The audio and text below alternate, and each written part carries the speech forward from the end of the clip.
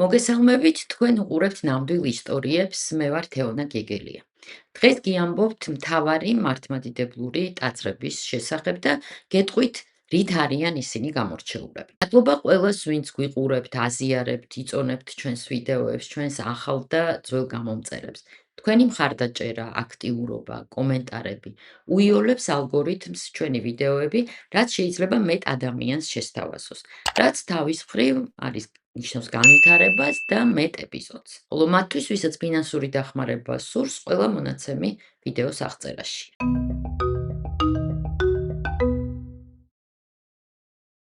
ეხლა რატომ ავარჩიე დღევანდელი თემა? პირველ რიგში ძალიან მარტივად რომ გითხრათ, თავად მომწონს და ამიტომ. მაგრამ არანაკლებ მნიშვნელოვნად მიმაჩნია ასეთი მასალის გაზიარება მათთვის, ვისთვისაც რწმენის და ეკლესიის საკითხები მხოლოდ რელიგიური კეკლუცი არ არის. ვისთვისაც ის კულტურის განუყოფელი ნაწილია და ცოდნის და შემეცნების მუდმივი წყარო. მას ასე, რომელი ტაძრებია ყველაზე მნიშვნელოვანი მართლმადიდებლობისთვის და რატომ? დღეს კალათ სემანი, რაც არაბულიდან ითარგმნება როგორც სვიმეონის ციხესიმაგრე, უძველესი მონასტრის ნანგრევებია და მდებარეობს სირიის ქალაქ ალეპოსთან. სამოქალაქო ომის დროს, განსაკუთრებით 2016 წელს რუსული ავიაციის დარტყმების დროს, ძეგლი მნიშვნელოვნად დაზიანდა. ამას დაემატა 20-23 წლის მიწისძვრაც და დღემდე ამ ძეგლის ნორმალური რესტავრირება პრობლემაა. მაგრამ კომპლექსის ძირითადი სტრუქტურა საბედნიეროდ შენარჩუნებულია და მისი განსაკუთრებულობაც არსად წასულა, რაც საშუალებას გვაძლევს სწორედ ამ ძეგლით დავიწყოთ ლაპარაკი. გადმოცემის თანახმად, სწორედ ამ მონასტერში ჩაიდინა თავისი თავგანწირული გმირობა სვიმეონ მესვეტე. მან ააშენა სვეტი და ამ სვეტზე ძალიან პატარა ქოხი, სადაც უწყვეტად ლოცულობდა და იცხოვრა იქ მრავალი წელი. გარდაცვალებამდე 459 წლამდე. მეხუთე საუკუნის ბოლოს სვეტის ქვეშ, რომლის საფუძველი შენარჩუნებულია, ააშენეს სპეციალური ნაგებობა. უფრო ზუსტად კი ცენტრალური ოქტაგონის, ანუ 8 კუთხედის რთული კომპოზიცია, რომელსაც 4 მხრიდან ეკვრის სამნავიანი ბაზილიკა. ამ ფორმით სვიმეონ მესვეტეს უკდაყოფის იდეა გაუჩნდა ბიზანტიელ იმპერატორს ლეონ პირველს, ხოლო იდეა უკვე იმპერატორმა ზენონმა განახორციელა. ეს არის ქვის ნაგებობა, ხის გადახურვით და შესრულებულია გვიან ანტიკურ ტრადიციებთან სრულ შესაბამისობაში. გაფორმებულია კორინთული ორდერის სვეტებით, რომლებსაც უკავიათ თაღები. თავად ბაზილიკები კი სრულად შეესაბამება იმ ტიპს, რომელმაც სათავე დაუდო მთელ დასავლეთ ქრისტიანულ არქიტექტურას. 1054 წლამდე, ანუ ეკლესიის გაყოფამდე მართლმადიდებლურ და კათოლიკურ ეკლესიებად, მთელი ქრისტიანული ხუროთმოძღვრება შეიძლება ჩაითვალოს მართლმადიდებლურად. მაგრამ კალათ სემანში უკვე ჩანს ის მთავარი ნიშანი, რომელიც მომავალში ძირითადად დამახასიათებელი იქნება აღმოსავლეთ ქრისტიანული სამშენებლო პრაქტიკისთვის. ესაა მისწრაფება იმისკენ, რომ კომპოზიცია იყოს ცენტრისტული, ხოლო ღერძის ხაზები გეომეტრიულად თანაბარი. მომავალში კათოლიკებმა უპირატესობა მიანიჭეს წაგრძელებულ ფორმას, ლათინური ჯვრის ფორმას, რომელიც საკურთხევლის მოპირდაპირე მხარეს გრძელდებოდა. ეს გადაწყვეტა გულისხმობდა საზეიმო სხვა საკურთხევლისკენ და არა ლოდინს და ლოცვას საკურთხეველთან. კალათ სემანში კი ბაზილიკები თითქმის თანაბრად ტოლგვერდ და ბერძნული ჯვრის გვერდებია, რითაც მისმა მშენებლებმა თითქოს იწინასწარმეტყველეს, რომ მომავალში მართლმადიდებლობაში პოპულარული იქნებოდა ჯვარ-გუმბათოვანი სისტემა. აია სოფიას ღვთიური სიბრძნის ტაძარი კონსტანტინოპოლში იმაზე ბევრად ადრე აშენდა, ვიდრე 1054 წელს დასავლეთ და აღმოსავლეთ ქრისტიანობის გზები პრინციპულად გაიყოფოდა.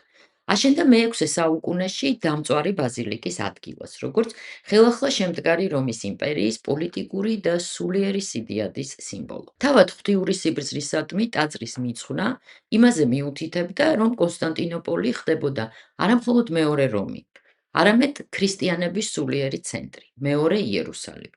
სოლომონის ტაძარი, სოლომონის, რომელიც ღმერთმა სიბრძნით დააჯილდოვა, ხომ სწორედ წმინდა მიწაზე უნდა ყოფილიყო აღმართული. შენობაზე სამუშაოდ იმპერატორმა იუსტინიანემ მიიწვია 2 არქიტექტორი, რომლებიც იმავე დროს იყვნენ გამოჩენილი მათემატიკოსები და ეს ძალიან მნიშვნელოვანია, რადგან მათ ჩაიფიქრეს და განახორციელეს ძალიან საინტერესო და რთული კონსტრუქცია. ესენი იყვნენ ისიდორე მილეთელი და ანთიმოს ტრალელი. მათ მუშაობა დაიწყეს 532 წელს და 537 წელს დაასრულეს. აია სოფიას ტაძრის ინტერიერი მორთულია ოქროსფონიანი მოსაიკებით, რომლებიც ციმციმებენ. ეს ბევრი მართლმადიდებლური ტაძრისთვის იქცა ნიმუშად, სადაც ფორმებს თუ არა სულ ცოტა სივრცის ხასიათს იმეორებდნენ ხოლმე.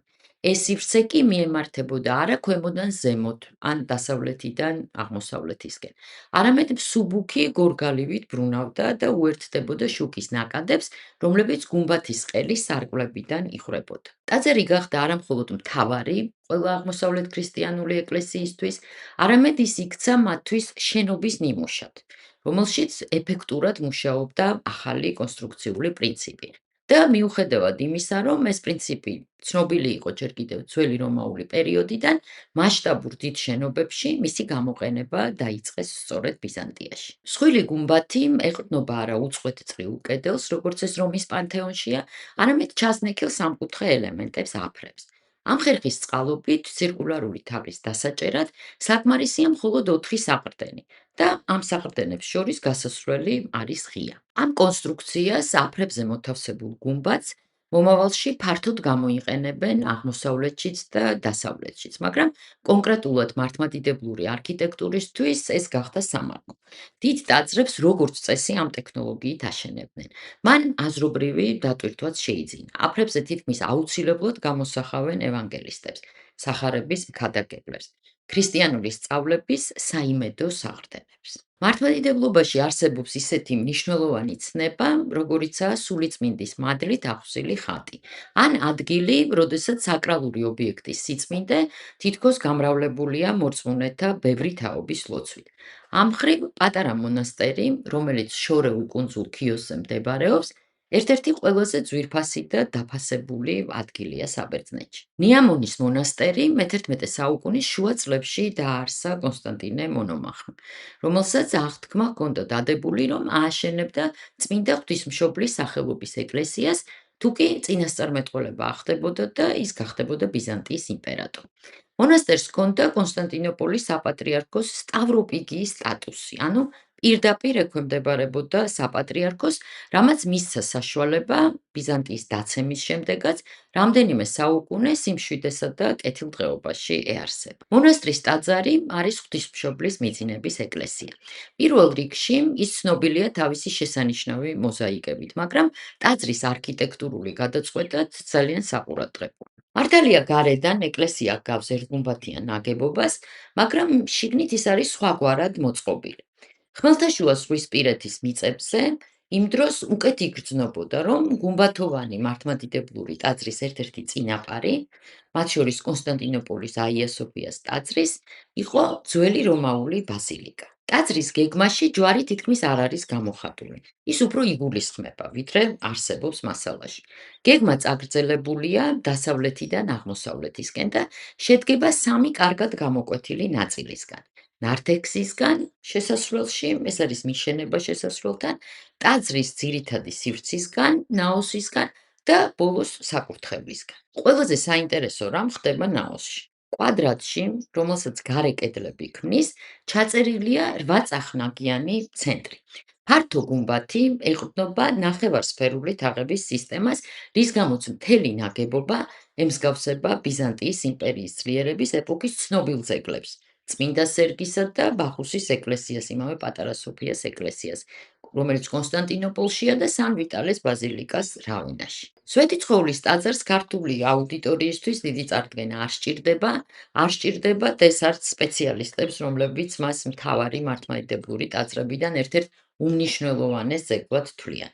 დღეს მხოლოდ იმაზე ვილაპარაკებთ, თუ რით არის ის ასეთი გამორჩეული. სვეტიცხოვლის საკათედრო ტაძარი, იგივე 12 მოციქულის ეკლესია, თავისთავად შესანიშნავი ძეგლია, მაგრამ ის იმ კულტურული, ისტორიული და რელიგიური კომპლექსის ნაწილია, რომელიც საუკუნეების განმავლობაში ყალიბდებოდა. მდინარეები მტკვარი და არაგვი, ჯვრის მონასტერი, რომელიც ქალაქს ზემოდან გადმოჰყურებს და მე-6-მე-7 საუკუნეების მიჯნაზია აშენებული. თაბორის მთა თავის ფერიცვალების ტაძრით და სხვა ობიექტები ზუსტად იმავე სახელებს ატარებდნენ, რასაც მათი პალესტინური პროტოტიპები და საქართველოში, იბერიაში ქმნიდნენ იმ ადგილის საკრალურ გაგრძელებას, სადაც ახალი აღთქმის ისტორია ვითარდებოდა. სვეტიცხოვლის ტაძარი მსოფლიო არქიტექტურის გამორჩეული ძეგლია, მაგრამ არასწორია მხოლოდ მის მატერიალურ მხარეზე, თაღებსა და რაღაც კედლებზე ლაპარაკი. ამ ტაძრის სრულფასოვანი ნაწილია მასთან დაკავშირებული საეკლესიო და საერო თქმულებები. პირველ რიგში მიჩნეულია, რომ ტაძრის ქვეშ ქრისტიანობის ერთ-ერთი მთავარი რელიკვიაა დაფარული. ქრისტეს ქიტონი, რომელიც ღმერთის ჯვარცმის ადგილიდან ებრაელებმა, რაბინმა ელიოსმა და მისმა ძმამ ლონგინოსმა ჩამოიტანეს. ელიოსმა სიწმინდე თავის დას სიდონიას გადასცა, რომელიც ქრისტიანული რწმენის გულანთებული მიმდევარი იყო. სიდონია ისე გარდაიცვალა, რომ ქიტონი ხელში ეკავა და ვერანაირი ძალით ვერ გამოსტაცეს, ამიტომ ქრისტეს ტანისამოსი მასთან ერთად დაიმარხა. საფლავის ადგილას გაიზარდა დიდი კედარი, რომელიც თავის ირგვლივ ყველაფერ ცოცხალს საოცარ სამკურნალო თვისებებს გადასცემდა. როდესაც მეოთხე საუკუნის დასაწყისში იბერიაში წმინდა ნინო შემოვიდა, მან ჯერ მეფე მირიანი გააქრისტიანა, შემდეგ კი ყველა ქართველი და დაარწმუნა ისინი სიდონიას საფლავზე აეშენებინათ ეკლესია. კედარისგან გააკეთეს 7 სვეტი პირველი ტაძრისთვის, მათგან ერთ-ერთი, რომელსაც მირონის დიოდა, აღმოჩნდა სასწაულმოქმედი და აქედან მოდის სახელი სვეტი ცხოველი. ტაძარი 1001-1029 წლებში აშენდა. ცნობილია ხუროთმოძღვრის ვინაობაც, ეს იყო არსაკიძე, ხელის ბარელიეფურმა გამოსახულებამ კი კიდევ ერთი ლეგენდა გააჩნია. თუმცა ტიპური. ერთ-ერთი ვერსიით აღფრთოვანებულმა მეფემ ბრძანა ოსტატისთვის ხელი მოეკვეთათ, რომ მას მსგავსი შედევრი ვეღარ შეექმნა. მეორე ათასწლეულის დასაწყისში მსოფლიო საკმაოდ პატარა იყო და ტაძრის არქიტექტურაში რთული არ არის მთელ ევროპაში გავრცელებული რომანული სტილის ნიშნების დანახვა. გარედან კომპოზიცია ქმნის ჯვარს, ორი სამნავიანი ბაზილიკისგან მაღალი დამრეცი სახურავებით და გუმბათის ყელით ცენტრში კონუსის ქვეშ. მაგრამ ინტერიერი აჩვენებს, რომ კონსტრუქციულად შენობა გადაწყვეტილია ბიზანტიური ტრადიციით. მშენებელმა გამოიყენა კარგად ნაცნობი ჯვარ-გუმბათოვანი სისტემა. აღმოსავლეთ ქრისტიანული ტაძრების უმრავლესობისგან განსხვავებით, კავკასიური ეკლესიების გუმბათების ყელები, მათ შორის სომხური ეკლესიების, სრულდება არა მომრგვალებული, არამედ ბასრი კონუსის ფორმის თავებით. მათი პროტოტიპების ნახვა შეიძლება ირანის საკულტო ნაგებობებში, ანუ გავლენა იქიდანაა. კედლების ზედაპირის ესეთი ფილიგრანული დეკორი კავკასიელი ქვის ფრთელების უმაღლეს ოსტატობაზე მიუთითებს. სვეტიცხოვლისთვის, ისევე როგორც სხვა მონღოლებამდელი ქართული ტაძრებისთვის, დამახასიათებელია მკაფიოდ გამოხატული პირამიდული კომპოზიცია. მასში სხვადასხვა სიდიდის მოცულობებისგან ყალიბდება ერთი მთლიანი ფორმა. ამიტომ აბსიდებს ტაძრის მთლიანი სხეული ფარავს, ხოლო მათ არსებობაზე მიუთითებს მხოლოდ აღმოსავლეთ ფასადის ორი ვერტიკალური ნიშა. შუა საუკუნეების სერბეთში საკრალურ ნაგებობებს, რომლებიც სული საოხებლად შენდებოდა, უწოდებდნენ ზადუშბინას. სტუდენიცა ესაა ზადუშბინა. სერბეთის ქალაქ კრალევოსთან მდებარე მონასტერი არის სტეფანე ნემანიას ზადუშბინა, რომელმაც სერბული სახელმწიფო დაარსა. ტახტზე უარის თქმის და ბერად აღკვეცის შემდეგ ის ამ მონასტერში დასახლდა. სტეფანე ნემანია წმინდანად არის შერაცხული, მისი წმინდა ნაწილებიც ამ მონასტრის ტერიტორიაზეა დასვენებული. სტუდენიცაში არის ღვთისმშობლის მიძინების ტაძარი. მისი მშენებლობის სავარაუდო დრო არის 1183 და 1196 წლებს შორის. შენობამ კარგად ასახა იმ დროის ყველა პოლიტიკური ნიუანსი. საქმე ის არის, რომ სტეფანე ნემანიას ბიზანტიის მიმართ ჰქონდა მტრული დამოკიდებულება, მაგრამ იმავე დროს მასზე იყო ორიენტირებული. ტაძრის გეგმაში ჩანს, რომ ცენტრალური ნაწილის პროექტირებისას არქიტექტორები აჩკარად ბაძავდნენ კონსტანტინოპოლის აია სოფიას შიდა მოწყობას. ეს არის ეგრეთ წოდებული სუსტად გამოხატული ჯვრის ტიპი. როდესაც გუმბათის ქვედა სივრცე იხსნება მხოლოდ ღერძულად ნართექსიდან საკურთხევლისკენ, სამაგიეროდ გვერდითა კედლებზე გარედანაც კი ხაზგასმულია ფართოდ მდგომი თაღების კონტურები, რომლებზეც დგას შთამბეჭდავი დიამეტრის გუმბათი. რითაც ამ გუმბათის ქვეშ იქმნება დიდი სივრცე. ბიზანტიური გემოვნება ჩანს ორნამენტულ მოტივებში, სარკმელში, ტრიფორიუმში, რომლითაც გაფორმებულია ცენტრალური აფსიდა. იმავე დროს ნემანია, რომელიც ბიზანტიას ებრძოდა იმისთვის, რომ მისი ღირსეული პარტნიორი გამხდარიყო და საქმე ბოლოს დასრულდა ბიზანტიურ პრინცესაზე ქორწინებით, აქტიურად ქმნიდა კავშირებს ევროპელ მონარქებთანაც, უნგრეთის მეფესთან და საღვთო რომის იმპერიის იმპერატორთან. ეს კონტაქტები ასევე ახდენდა და გავლენას სტუდენიცაზე. ტაძარი მოპირკეთებულია მარმარილოთი, რაც აჩვენებს იმას, რომ მშენებლები ძალიან კარგად იცნობდნენ დასავლეთ ევროპული არქიტექტურული მოდის ძირითად მიმართულებებს. აღმოსავლეთ ფასადის ფრონტონით დასრულება, სახასიათო სარკმლის ღიობების სვეტები. ეს ყველაფერი ამ სერბულ ძეგლს ანუ რომაულ სტილთან აკავშირებს. კიევის წმინდა სოფიას ტაძარი აშენებულია მე-11 საუკუნეში. ზუსტ თარიღზე მეცნიერები კამათობენ, მაგრამ დადასტურებულად ცნობილია, რომ ტაძრის მშენებლობა დასრულდა იაროსლავ ბრძენის დროს. ეს ტაძარი არ არის პირველი ქვის ეკლესია კიევის რუსეთში. ჯერ კიდევ 996 წელს, ისევ დღევანდელი უკრაინის ტერიტორიაზე, დნეპრის სანაპიროზე აშენდა ღვთისმშობლის მიძინების ტაძარი, რომელიც 1240 წელს დაანგრია ბათო ყაენ. არქეოლოგებმა შეისწავლეს მისი ფუნდამენტი, რითაც დადასტურდა, რომ სწორედ ამ ტაძარმა ჩამოაყალიბა რუსული მართლმადიდებლური ტაძრის ტიპოლოგია. მაგრამ მართლმადიდებლური ხუროთმოძღვრების იერსახეზე ძველ რუსეთში ნამდვილი გავლენა მოახდინა სწორედ კიევის წმინდა სოფიას ტაძარმა. კონსტანტინოპოლის ოსტატებმა სატახტო ქალაქში ააშენეს ეს უზარმაზარი ტაძარი, რომლის მსგავს თავად ბიზანტიაში დიდი ხნის განმავლობაში აღარ აშენებდნენ. ღვთიური სიბრძნისადმი მიძღვნა, რა თქმა უნდა, იყო გადაძახილი კონსტანტინოპოლის აია სოფიასთან. მაშინ ჯერ კიდევ არ არსებობდა მესამე რომის იდეა, მაგრამ თითოეულ ქალაქს, რომელიც საკუთარ სოფიას აშენებდა, რაღაც დოზით ჰქონდა პრეტენზია მეორე კონსტანტინოპოლის სტატუსზე. სოფიას ტაძრები ააშენეს ნოვგოროდსა და პოლოცკშიც. კიევის სოფიის ტაძრის ფორმები დეტალურად აღარ განმეორდება, მაგრამ ბევრი გადაწყვეტა გახდა ფაქტობრივად აუცილებელი მომავალი ტაძრებისთვის. მაგალითად, ესენია გუმბათის ყელი, რომლებზეც გუმბათებია და ნახევრად წრიული თაღედები. სასურველი გახდა, რომ ტაძრები ყოფილიყო მრავალგუმბათოვანი. კიევის სოფიაში თავდაპირველად ააშენეს 13 გუმბათი, გულისხმობდნენ რა ქრისტეს და მის მოციქულებს, შემდეგ კიდევ დაემატა. კონსტრუქციის საფუძველი არის ჯვარგუმბათოვანი სისტემა, როდესაც გუმბათის წონა სვეტებს გადაეცემა აფრების საშუალებით, ან უფრო მცირე ზომის გუმბათებით. და რა თქმა უნდა, ამ ტაძრის მშენებლობის შემდეგ ნორმად იქცა ინტერიერების მთლიანად ფრესკებით მოხატვა. თუმცა კიევის სოფიაში კედლების ნაწილი ძალიან ლამაზი მოზაიკებითაა დაფარული. ეს ტაძარი კარგად აჩვენებს სხვაობას დასავლელი და აღმოსავლელი ქრისტიანების ლიტურგიას შორის. მაგალითად იმას, თუ როგორ განსხვავებულად წყვეტდნენ ისინი მონარქის და მისი ამალის ადგილის პრობლემას ტაძარში. თუ კი იმპერიულ ტაძრებს, მაგალითად სადღაც რეინზე, დასავლეთის მხრიდან უშენებდნენ საკურთხევლის მსგავს სივრცეს, რაც იყო საერო და საეკლესიო ხელისუფლებების თანხმობის სიმბოლო, კიევის სოფიაში დიდი მთავარი ადიოდა ტაძრის ზედა სართულზე, აივანზე, რომელსაც ერქვა პალატი და ასე მაღდებოდა ის ქვეშევრდომებს. მაგრამ მთავარი ის არის, რომ კათოლიკური ბაზილიკა წაგრძელებული ნავით, ტრანსეპტით და პალატით, ანუ აივნით, გულისხმობდა საზეიმო სვლას.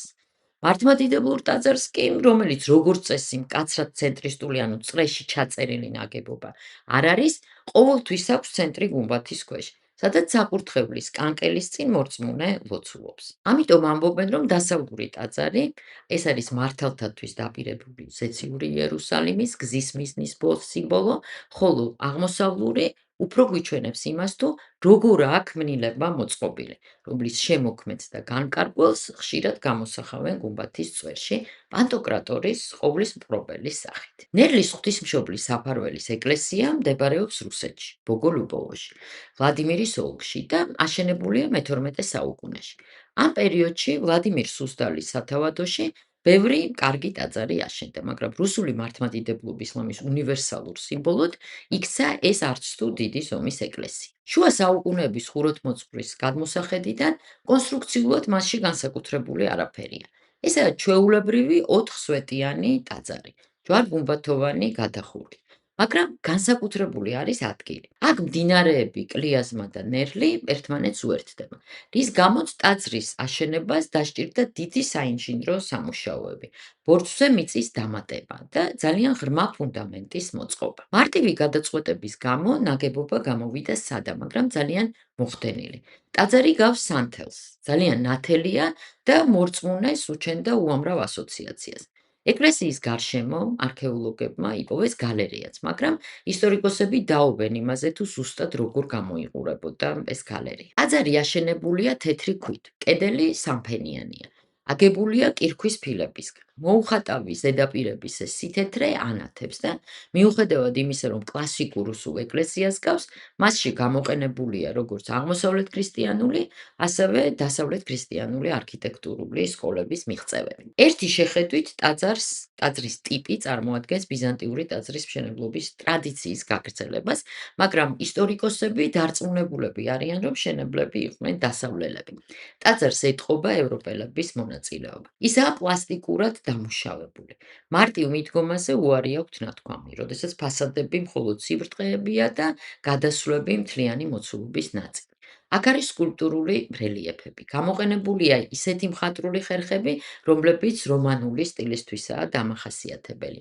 ნიღბები, ქიმერები, ესეც რომანული სტილის გამოძახილი. ვასილი ნეტარის ტაძარი, რომელიც წითელ მოედანზე მდებარეობს მოსკოვში, მე-16 საუკუნეშია აშენებული და რუსეთის ყველაზე ცნობადი ვიზუალური სიმბოლოა.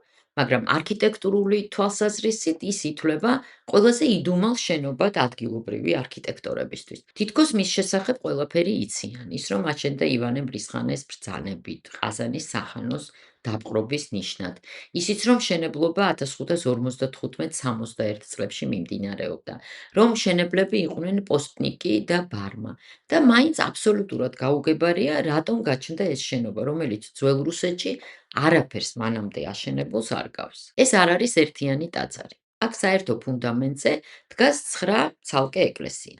ყაზანის სახანოში მნიშვნელოვანი ლაშქრობის წინ მეფე მიმართავდა იმ წმინდანს, რომლის დღესაც ეკლესია აღნიშნავდა და პირდებოდა, რომ გამარჯვების შემთხვევაში ააგებდა მისი სახელობის ტაძარს. მიუხედავად იმისა, რომ ტაძარი მართლმადიდებლურია, რაღაც თვალსაზრისით ის მოგვაგონებს კათოლიკური სამყაროს რენესანსის ეპოქის ტაძრებს. პირველ რიგში იმით, რომ გეგმით ესაა თითქმის იდეალური ცენტრისტული კომპოზიცია. ასეთ კომპოზიციებს გვთავაზობდნენ იტალიური აღორძინების ეპოქის არქიტექტურის თეორიტიკოსები. მაგრამ იმით, რომ კომპოზიცია ცისკენ მიისწრაფვის, ასევე თავისი ბევრი დეკორატიული დეტალით, იგივე ბასრი ფრონტონებით, ახლოსაა უფრო სამხრეთ ევროპულ გოთიკასთან. მაგრამ ამ ტაძრის მთავარი განსაკუთრებულობა სხვა რამეშია. შენობა ისეა მორთული, როგორც არსად მანამდე მოსკოვის მიწებში.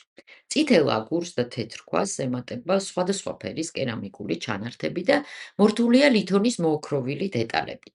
შედგება იმდენი და ისე ხშირად გამოყენებული უცნაური ფორმისგან, რომ კედელზე არ რჩება ცარიელი ადგილი. და ეს ყველაფერი პირველ რიგში მიმართულია გარე სივრცისკენ.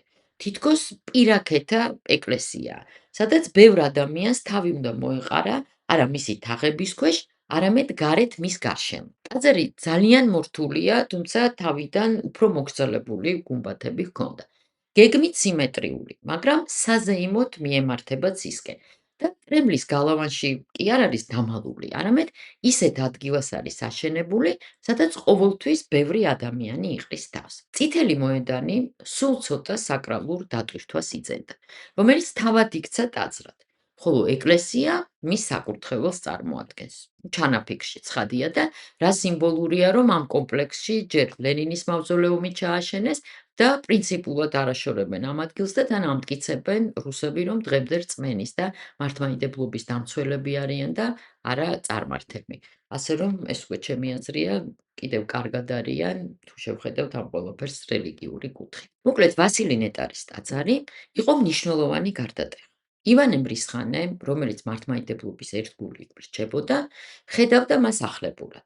რაღაცით ეს ყველაფერი ახლოს იყო დასავლური სამყაროს რენესანსულ მისწრაფებებთან, როგორც უკვე ვთქვით. ყაზანის ლაშქრობას თანამედროვეები აღიქვამდნენ არამხოლოდ როგორც სახელმწიფოს ტერიტორიის გაფართოვებას და მანამდე მტერი მმართველების დამორჩილებას, არამედ მართლმადიდებლობის გამარჯვებად და ოქროს ურდოს მიწაზე ქრისტეს სწავლების საკრალურობის დამკვიდრებად. ზოგიერთ ტაძარს, გარდა ჩვეულებრივი მსახურებისა, აქვს მისია ღირსეულად წარადგინოს ესა თუ ის აღსარებლობა სხვა კონფესიურ ატმოსფეროში. ზუსტად ამ მიზნით 1856 წელს დადგა საკითხი გადაეკეთებინათ პოლონური ეკლესია პარიზში, რომელიც მანამდე იყო ცხენების ყოფილი თავლის შენობაში. ადმინისტრაციული სირთულეების გადალახვის და საფრანგეთის მთავრობისგან თანხმობის მიღების შემდეგ 1858 წელს დაიწყეს ტაძრის მშენებლობა და დაასრულეს 1861 წელს. ცხადია, სულისკვეთებით ტაძარი უნდა ყოფილიყო ძალიან რუსული და მართლმადიდებლური. მაგრამ არქიტექტორებმა რომან კუსმინმა და ივან შტორმმა მაშინ დაიწყეს ამ ტაძრის პროექტირება, როდესაც რუსული მანერისთვის დამახასიათებელი ის კანონები ჯერ შემუშავებული არ იყო. ეს არის უფრო ეკლექტიკა, ამ სიტყვის სრული გაგებით, სტილების და ნაციონალური ტრადიციების აღრევა, თუმცა წარმატებულად შეკრული ერთ მთლიან ნამუშევარში. ინტერიერში ბიზანტიური ტრადიციების გამოსახულია. ცენტრალურ სივრცეს ეკვრის ნახევარგუმბათები, ოქროსფონიანი მოზაიკებით, როგორც ეს კონსტანტინოპოლის წმინდა სოფიას ტაძარშია. თუმცა აქ ის არის არა 2, არამედ 4. შენობის გეგმას აქვს სტოლგვერდაბერძნული ჯვრის ფორმა, რომლის მხრებიც აფსიდების წყალობით ყველა მხრიდან მომრგვალებულია. გარეგნულად კომპოზიცია თითქოს უფრო ივანე მრისხანეს პერიოდის ხუროთმოძღვრებას გავს, მაგრამ პარიზელებს შენობასთან გაუცხოვება არ უნდა ჰქონოდათ, ამიტომ მას აქვს მკაფიო წახნაგოვანი ფორმები, მოპირკეთებისას ადგილობრივი მასალაა გამოყენებული და რაც მთავარია, აქ არის გოთიკური სარკმლების სამშრიანი კონტური, რაც საფრანგეთის დედაქალაქის მცხოვრებლებს უცხო შენობის განცდას არ უტოვებდა. მოკლედ, არქიტექტორებმა სტილების სიჭრელე ერთიან სახედ გამოადნეს. ის აკურთხეს 1861 წლის 30 აგვისტოს და ამ ღონისძიებას ესწრებოდა ძალიან ბევრი სტუმარი. თქვენ რა იცოდით ამ ტაძრების და მათი განსაკუთრებულობის შესახებ? დარწმუნებული ვარ, რომ რამდენიმე მათგანში მაინც ნამყოფი ხართ და ნანახი გაქვთ. ან იქნებ სულ სხვა ტაძრები მოგწონთ, მათ შესახებაც მოგწერეთ კომენტარებში. მანამდე კი აუცილებლად გამოიწერეთ ნამდვილი ისტორიები და დაელოდეთ ახალ ეპიზოდებს. ნახვამდის.